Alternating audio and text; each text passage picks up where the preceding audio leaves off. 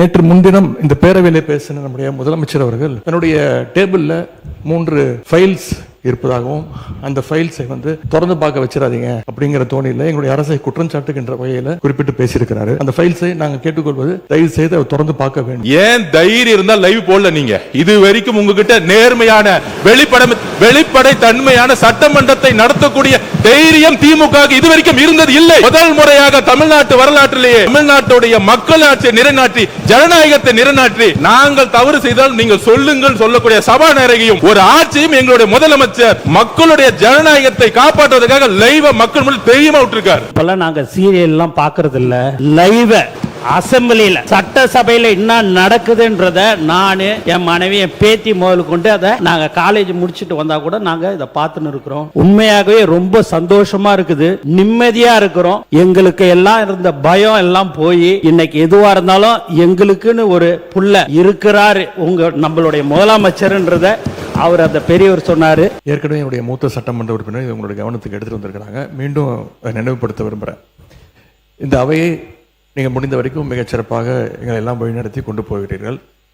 எங்களுக்கும் கேள்வி கேட்பதற்கான வாய்ப்பையும் கொடுக்கிறீர்கள், முடிந்த அளவுக்கு கொடுக்குறீங்க.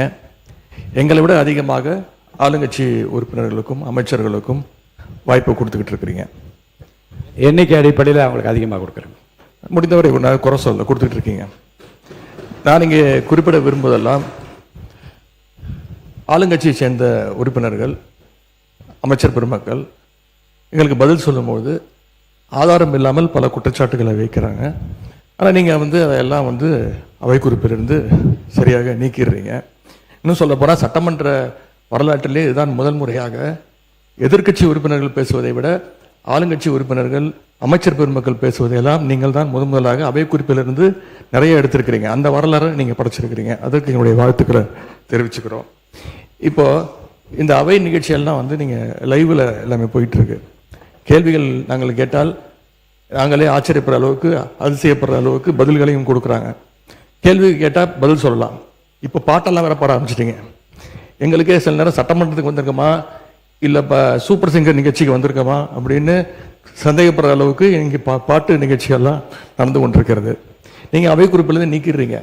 ஆனால் நேரடி தொலைக்காட்சியில் போகும்போது இதெல்லாம் யூடியூப் சேனல்லையும் சோஷியல் மீடியாலையும் ரீல்ஸாக கட் செய்யப்பட்டு அதிகமாக ஷேர் செய்யப்படுகிறது. அதன் பிறகு நீங்கள் இதில் நீக்குவதிலே அர்த்தம் இல்லாமல் போய்விடுது. எனவே இதை மீண்டும் உங்களுடைய கவனத்திற்கு நான் கொண்டு வர விரும்புகிறேன். அதே மாதிரி இன்னொரு விஷயம், நேற்று முன்தினம் இந்த பேரவையிலே பேசின நம்முடைய முதலமைச்சர் அவர்கள் தன்னுடைய டேபிளில் 3 ஃபைல்ஸ் இருப்பதாகவும் அந்த ஃபைல்ஸை அவர் திறந்து பார்க்க வச்சிடாதீங்க அப்படிங்கிற தோணியில் எங்களுடைய அரசை குற்றம் சாட்டுகின்ற வகையில் குறிப்பிட்டு பேசியிருக்கிறாரு. அந்த ஃபைல்ஸை நாங்கள் கேட்டுக்கொள்வது தயவு செய்து அவர் திறந்து பார்க்க வேண்டும். அதன் மீது அவர் ஆக்ஷன் எடுக்க வேண்டும். எதற்காக பயப்படுறீங்க? எதற்காக காலம் தாழ்த்துறீங்க? இதையே 3 மாசமா சொல்லிட்டு இருக்கிறீங்க. ஜோசியக்காரன் சொன்னாதான் அந்த ஃபைல் திறந்து பார்ப்பீங்களா? நல்ல நேரம் அதை பார்த்துட்டு இருக்கீங்களா? மாண்புமிகு எதிர்க்கட்சி தலைவர்களுக்கு முதலமைச்சர் அன்றைக்கு பேசுகிற போது மாண்புமிகு பொதுப்பணித்துறை அமைச்சர் சொல்லுங்க.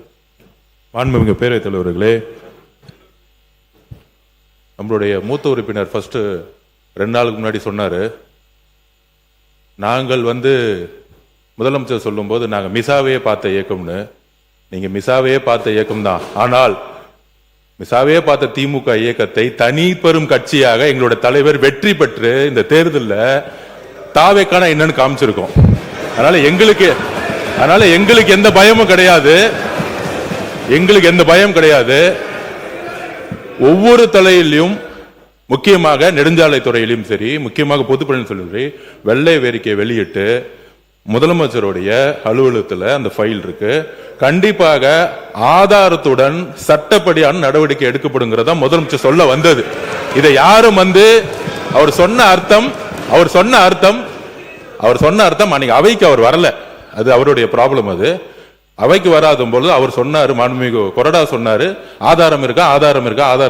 நிதித்துறை அமைச்சர் பார்க்கும் பொழுது அவர் கேட்கும் பொழுது எங்க கிட்ட ஆதாரம் இருக்கு, அதை தகுந்த நேரத்தில் சட்டப்படியான நடவடிக்கை எடுக்கப்படும் சொன்னாருங்கிறத பதிவு பண்றேன். ஏன்னா அவர் எதிர்க்கட்சி தலைவர் இன்னைக்கு வரல, அவர் அதனாலதான் பதிவு பண்ண. அதுக்கப்புறம் அவர் சொல்றாரு, போன 5 வருஷம் இவங்க என்ன ரீல்ஸ் விட்டாங்க, என்ன பாட்டு பண்ணாங்க, பாராளுமன்றத்திலே பதவி ஏற்கும் பொழுது எங்களுடைய எந்த கட்சி தலைவரும் எந்த கட்சி தலைவரையும் பத்தி உறுதிமொழி எடுக்கல.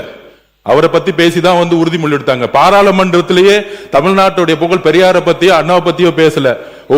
ஒவ்வொரு எம்பியும் போய் யாரை பத்தி பதவி பிரமாணம் பண்ணாங்கிறது மக்களுக்கு தெரியும்.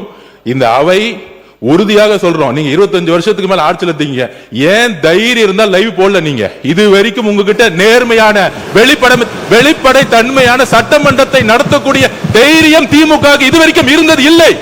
முதல் முறையாக தமிழ்நாட்டு வரலாற்றிலேயே தமிழ்நாட்டுடைய மக்கள் ஆட்சியை நிலைநாட்டி ஜனநாயகத்தை நிலைநாட்டி நாங்கள் தவறு செய்தால் நீங்கள் சொல்லுங்கள் சொல்லக்கூடிய சபாநாயகியும் ஒரு ஆட்சியும் எங்களுடைய முதலமைச்சர் மக்களுடைய ஜனநாயகத்தை காப்பாற்றுவதற்காக லைவ் மக்கள் முன்னாடி தெரியுமா விட்டுருக்கார். அதை நாங்கள் பதிவு பண்றோம்.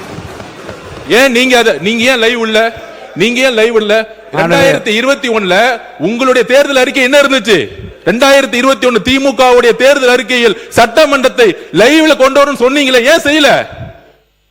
மாண்பு நீர்வளத்துறை அமைச்சர், மாண்பு பேரவைத் தலைவர் அவர்களே, கொஞ்சம் சொல்லிட்டோம். ஜோசியர் என்ற வார்த்தையை நீக்கும்படி கேட்டுக்கொள்கிறேன். அதுக்கு அடுத்தபடியாக நேற்று மார்க்கெட்டில் ஒரு 70 வயசு முதியவர் சொன்ன ஒரு வார்த்தை என்னன்னு பார்த்தீங்கன்னா, இப்போல்லாம் நாங்கள் சீரியல்லாம் பார்க்கறதில்ல, லைவை அசம்பிளியில் சட்டசபையில் என்ன நடக்குதுன்றத நான் என் மனைவி என் பேத்தி முதல் கொண்டு அதை நாங்கள் காலேஜ் முடிச்சுட்டு வந்தால் கூட நாங்கள் இதை பார்த்துன்னு இருக்கிறோம். உண்மையாகவே ரொம்ப சந்தோஷமாக இருக்குது, நிம்மதியாக இருக்கிறோம். எங்களுக்கு எல்லாம் இருந்த பயம் எல்லாம் போய் இன்னைக்கு எதுவாக இருந்தாலும் எங்களுக்குன்னு ஒரு புள்ள இருக்கிறாரு நம்மளுடைய முதலமைச்சர்ன்றத அவர் அந்த பெரியவர் சொன்னார். இது உண்மை சம்பவம். இதை நான் மாண்பு பேரவைத் தலைவர்களே இவர்கிட்ட நான் அமைச்சர்கிட்ட காலையில் வந்த உடனே நான் இதை சொன்னேன். ஆனால் திடீர் என்று எதிர்கட்சி தலைவர் இப்படி பேசினார். லைவை உண்மையாகவே தமிழ்நாடுல முதல்ல தைரியமாக எங்கள் தலைவர் தான் லைவ் அனுமதித்திருக்கிறார் என்பது இந்த நேரத்தில் தெரிஞ்சு. எதிர்கட்சி தலைவர் அவர்கள் பேசுகிற போது சூப்பர் சிங்கர் ஆகிவிட்டது எனக்கு இந்த சட்டசபை என்று சொல்வது கொஞ்சம் நீங்கள், ஏன்னா கருத்துக்களை சொல்லுகிற போது பாட்டு பாட விரும்புகின்றவர்கள் அந்த கருத்தை ஒட்டி பாடுவதில் எந்த தவறு இருப்பதாக தெரியவில்லை. அது சூப்பர் சிங்கர் என்கிற அந்த வார்த்தை அவசியமா என்று. இன்னொன்று மாண்பு உட்காருங்களேன், உட்காந்துக்கோங்க. மாண்பு முதலமைச்சரை பற்றி நீங்கள் சொல்லுகிற போது ஜோசியக்காரரை கேட்டு செய்கிறார் என்று கேட்கின்றீர்கள். ஏனென்றால் மாண்புமிகு முதலமைச்சர் அவர்களை பொறுத்த வரைக்கும் ஏற்கனவே பதிவு செய்யப்பட்டிருக்கிறது. எத்தனை மணிக்கு வருகிறார், எவ்வளவு நேரம் பணிபுரிகிறார், எப்படி கோப்புகளை பார்க்கிறார் என்றாலும் மாண்பு அமைச்சர் பெருமக்கள் ஏற்கனவே பதில் சொல்லியிருக்கிறார்கள். இதில் நீங்கள் யாரை அவர் கன்சல்ட் செய்கிறார் என்றால், யாரையும் கன்சல்ட் செய்யாமலே சுயமாகவே தன்னுடைய அறிவாற்றலால் முடிவெடுக்கிற திறமை அவருக்கு இருக்கிறது என்பதை 3 மாத காலத்தில் எல்லாரும் பார்த்து கொண்டிருக்கிறார்கள். இன்னொன்று, கோப்புகள் என்னிடம் தயாராக இருக்கிறது என்றால் அவருடைய ஆய்வில் இருக்கிறது என்று அர்த்தம். எந்த நேரத்தில் எந்த நடவடிக்கை எடுக்க வேண்டும் என்பதை பற்றி மாண்புமிகு முதலமைச்சர் இன் consultation with honourable ministers of the department அந்தந்த துறை சார்ந்த அமைச்சர்களோடு கலந்து ஆலோசித்து முன்னாலே வைக்கிற கோப்புகளை முழுவதுமாக நான் ஆராய்ந்து கொண்டு இருக்கிறேன் என்று தான் சொன்னாரே தவிர அதை எடுக்க வேண்டும் நீங்கள் ஒரு சேலஞ்சாக எடுத்து அதை ஒரு சவாலாக அதை உட்காருங்க பதில் சொல்ல வேணாம். மாண்பு உறுப்பினர் ஆஸ்டின் உட்காருங்க. அதை ஒரு சேலஞ்சாக நீங்கள் ஒரு சவால் விடுப்பது போல் அதை எடுத்துக்கொள்ளக்கூடாது என்று நான் உங்களை கேட்டுக்கொள்ள. மாண்பு எதிர்க்கட்சி தலைவர் பேசலாம். பேரவைத் தலைவர்கள், மாண்பு சட்டத்துறை அமைச்சர் சொல்லுங்க.